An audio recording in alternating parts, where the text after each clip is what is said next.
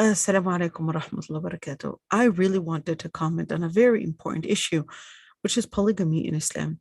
A very common misconception is that there are only two conditions that relate to marrying a second wife or third or a fourth wife, which is the ability to provide a roof, or in other words, a shelter, and also the ability to provide food and meal for both families or even more than two families.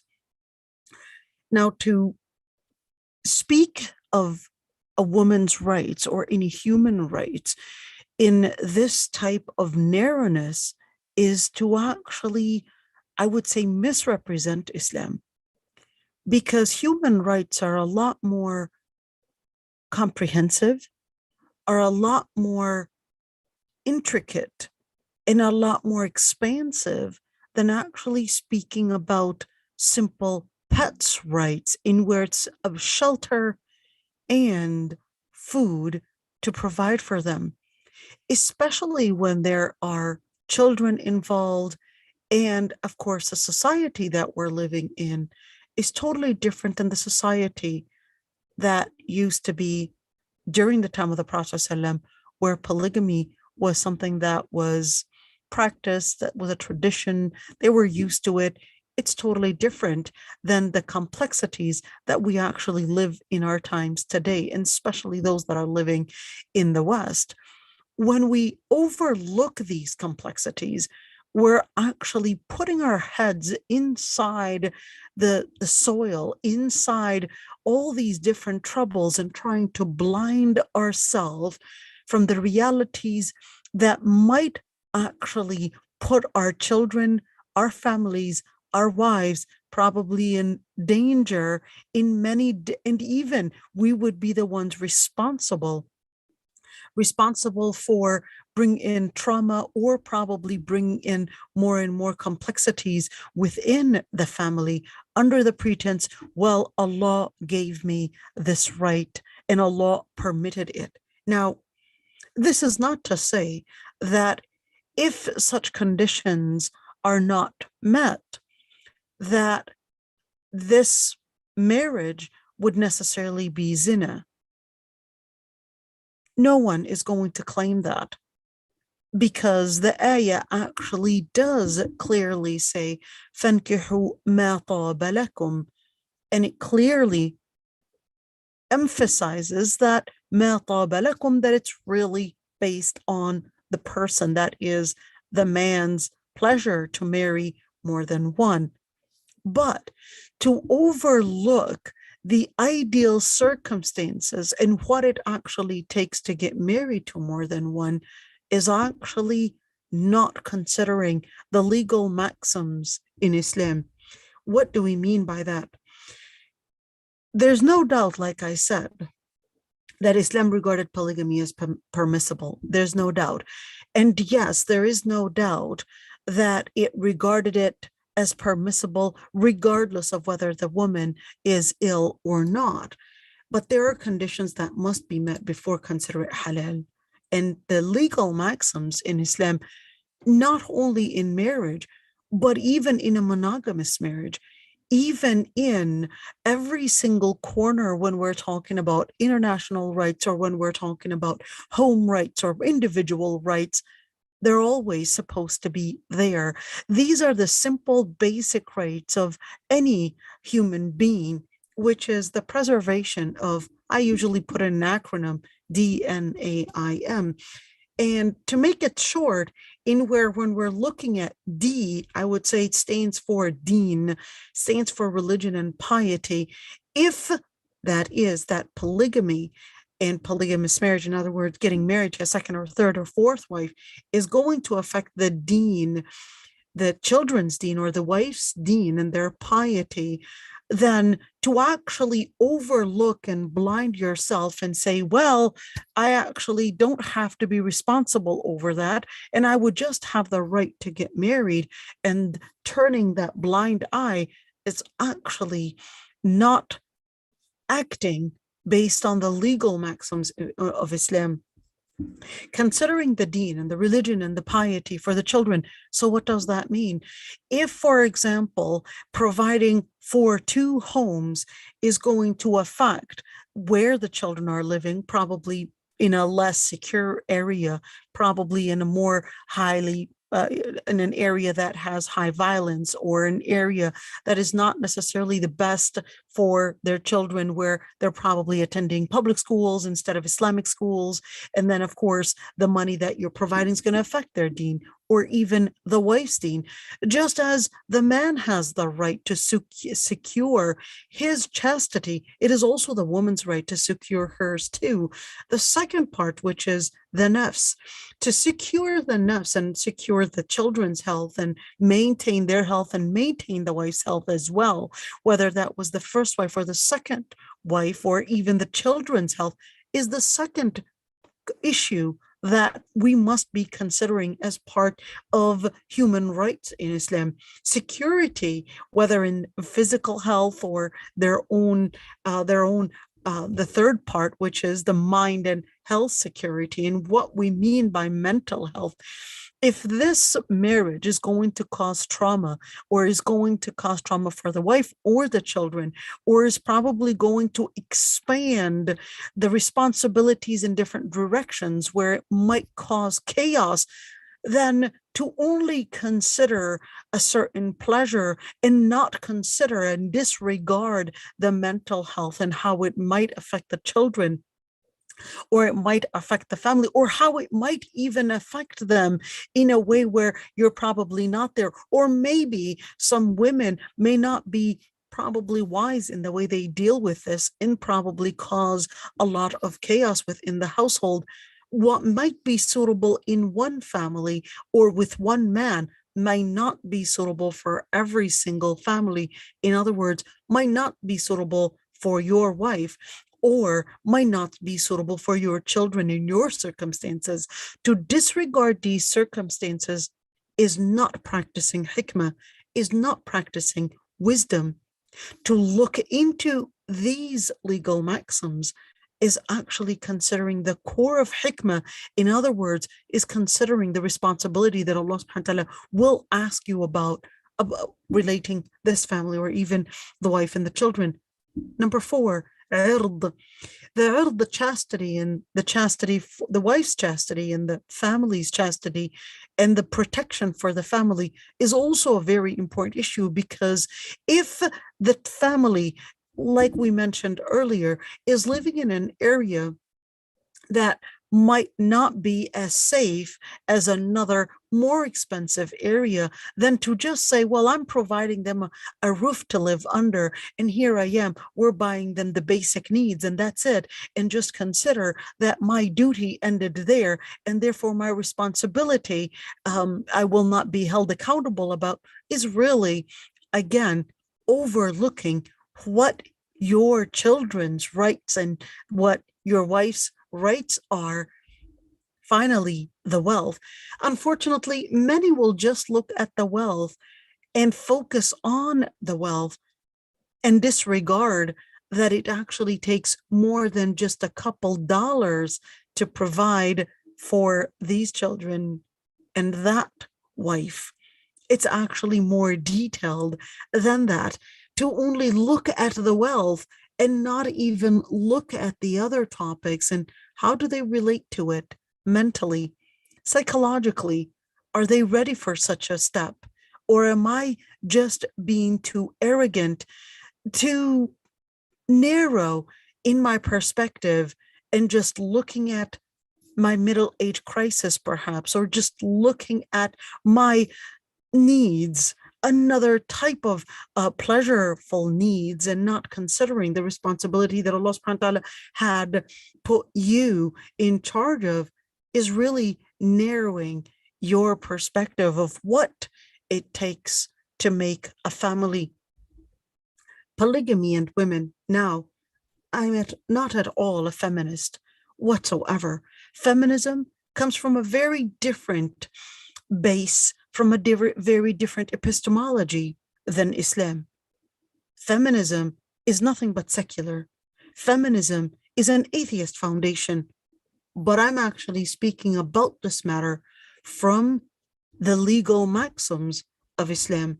Now, the person to benefit from polygamy the most are really women. Why? Because the second wife is not any less of any importance than the first wife. And to consider it as a selfish thing from the man is disregarding the second wife, who's also a female.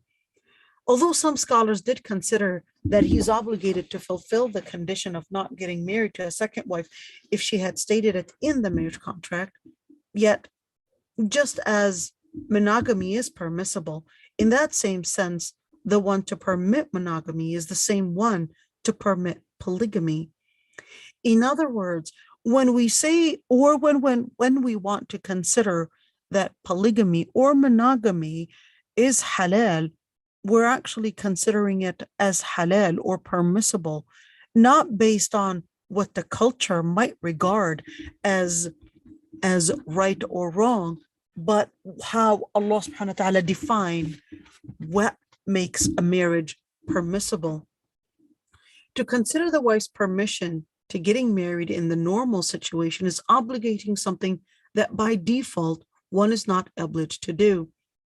To obligate a permission from the wife is nearly impossible, since women are naturally jealous, and that would put the community benefit in protecting other women to be determined by emotions and not the consideration of circumstances, the rights and the duties towards the community or other women and children.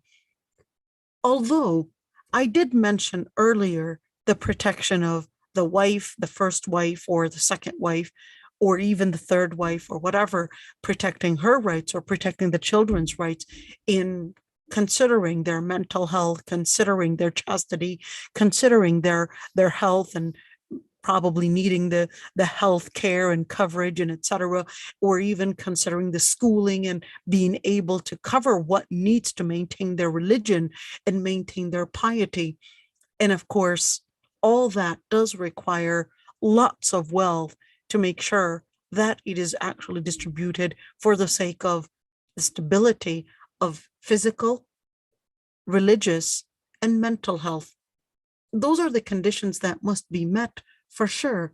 But at the same time, it is important to mention that to consider that, well, a woman is going to be jealous, that's not the base that as Muslims, that's not the reference that we would necessarily turn to regard polygamy as permissible or not.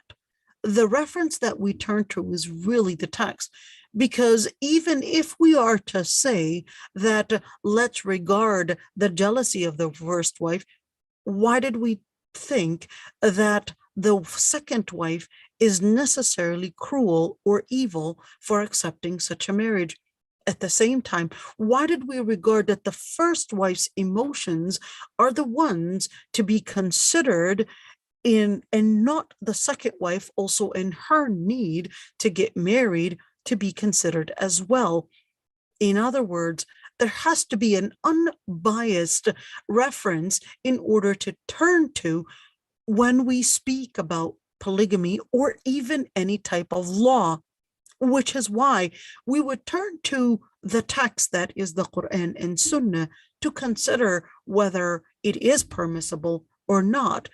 Law is not determined based on emotions, but is determined by weighing the results, which is why Islam considered the conditions for polygamy start with justice and not emotions or narratives. Now, it's worthy of mentioning here that polygamy was really permitted for the sake of women and for the orphan women specifically, as mentioned in the ayah where Allah subhanahu wa ta'ala says, وَإِنْ خِفْتُمْ أَلَّا تُقْسِطُوا فِي الْيَتَامَى فَانكِحُوا مَا طَابَ لَكُم مِّنَ النِّسَاءِ مَثْنَى وَثُلَاثَ وَرُبَاعَ فَإِنْ خِفْتُمْ أَلَّا تَعْدِلُوا فَوَاحِدَةً أَوْ مَا مَلَكَتْ أَيْمَانُكُمْ. Clearly, the ayah was really clear in considering that if you fear that you won't be just with the orphan girls, then marry of what you may desire from the women two, 3, or 4, what was the reason for the revelation? Many men were taking advantage of the orphan girls that they were guardians over. So what they wanted to do was save themselves some mahar money, not dowry, because dowry is different, but mahar money. And instead of paying mahar money to the girls, they would just say, well, I'm just going to get married to her. So therefore, I'm saving the mahar money. And since I'm the guardian, I won't have to pay her any mahar money because I'm the one that determines what her mahar is. So the ayah was saying, well, wait a minute, don't abuse these orphan girls simply because you're their guardians. But if you may wish to marry more than one, well, there are other women that are out there that you can actually get married to, 2 or 3 or even 4 wives. If you fear that you cannot be just, then marry only one or your concubines. Now, a few notes here that you could see in this ayah, it says, فَانْكِحُوا مَا طَابَ لَكُمْ, that marry what you desire from women. In other words, it didn't condition that the wife would necessarily have to be ill, or the wife would probably, have some maybe an issue where she can't bear any children. But the word mataba is clearly saying that it's a matter of if the man desires to marry more than one. But of course, where did we get the legal maxims that we had just mentioned before in terms of considering the deen, considering the piety, considering the physical health, the mental health, and of course the chastity, and considering the wealth? Well, all those different legal maxims, the 5 legal maxims, are actually legal maxims in where we would study in usul al-fiqh, in the science of the principles of fiqh, to understand that those are actually the basis of Islamic law in each and every single detail. In other words, when we speak of Islamic law, these are the 5 main conditions, or these are the 5 main bases for any human right, whether on an individual level or even on a community level. In other words, whether we're talking about human rights on an international level, or whether we're talking about it in a marriage, these 5 conditions cannot be disregarded and consider them as, well, they're not of any importance, and all I need to do is really just provide money. To overlook these is really overlooking wisdom, because the core of Islamic maxims is really in the wisdoms that these legal maxims actually carry. Now, the other part, a woman has the right to be in a marriage and have her rights respected. What rights are we talking about? We're talking about the right, again, to maintain a woman's piety. 2, to maintain her physical health, and same for the children. To maintain mental health, to maintain chastity, to maintain the wealth, that definitely the more people involved in this financial distribution, the less each and every single one is going to get in terms of a share. So in some instances, when abuse does take place, she certainly does have the right to leave that marriage. Now, dearest sister, women are first victims when men lack taqwa. When they lose their religion, they abuse them on the streets. And when they lose their religion, they abuse them at home as well. Abuse is far worse in communities that base their life on survival of the fittest, individualism, and feminism. Quran supported and obligated the respect of women's rights, yet abuse comes from Muslims, not Islam. So when a polygamy takes place, or when polygamy takes place, and you see an abusive situation, or you see that things just did not go the right direction, now it's really important to mention that indeed, when you look at the ayah,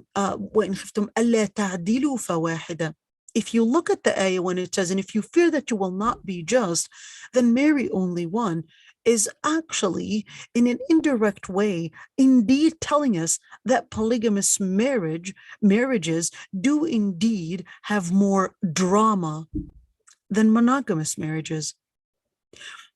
Polygamous marriages are more likely to have injustices take place than monogamous marriages.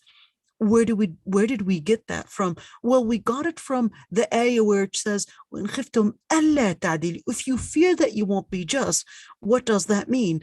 That to read it read between the lines, it's basically saying, hey, you're more likely to be unfair, commit oppression, and commit transgression in polygamous marriages. So if you fear that you don't know how to bring about stability between the wives, between the children, between these families, then step out of this relationship, because you are more likely to commit oppression, transgression, and therefore you are more likely to not be wise enough to learn how to make sure that dramas don't affect the children and the wives.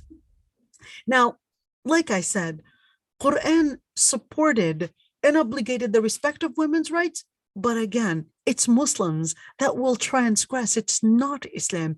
When a polygamous marriage goes wrong, it's not because Islam is wrong, it's because people are doing the wrong thing. To claim that Islam has given the man the right to imprison a woman is actually abusing Islam. Just wanted to mention these couple points. And it's really sad how many times many will misquote Islam and think that it's just a matter of giving the woman the right to have food in her mouth and a roof over her head, and not consider what is even more dangerous than those items. It's also the mental health.